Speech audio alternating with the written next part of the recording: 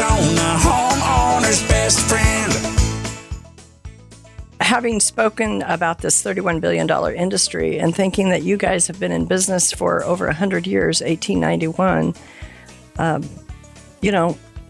you add up the numbers on that, you probably exceeded feeding that many in terms of dollars and everything over the last 100 years. Tell us about your family, Stephen, and this legacy. Thank you, Julie, and thank you, Rosie and Romy.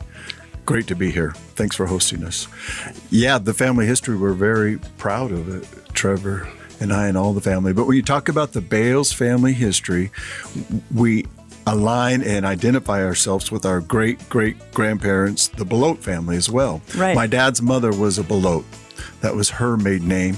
We farm on Belote Road in the historic ranch that my great-great-grandfather, he drove a herd of cattle, is the lore in Buckeye. He drove a herd of cattle into the Buckeye Valley, 1885. From where? Wow.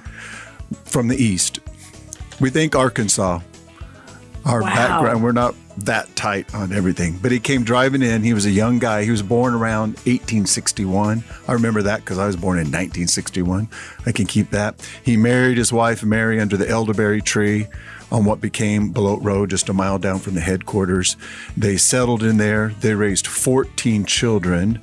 Their number 2 child and oldest son was John Belote. That was my great-grandfather, who I knew him well, and my grandmother. He and my great-grandmother were both born out on the farm, down the road from each other, grow up to marry each other, and stayed on the farm. And like all farm families, not all the boys, girls stay on the farm. And it was your great-grandfather that drove him, or great-great-grandfather that drove him in. And he got married under elderberry tree? And Yes. what approximate year? Oh, what year would that have been? Grandpa was born probably 1888. So did he bring his wife with her, or did he find somebody in Arizona? Under an elderberry tree. Under the tree. That is such a good question. I should have asked some of my Belote cousins exactly how that goes.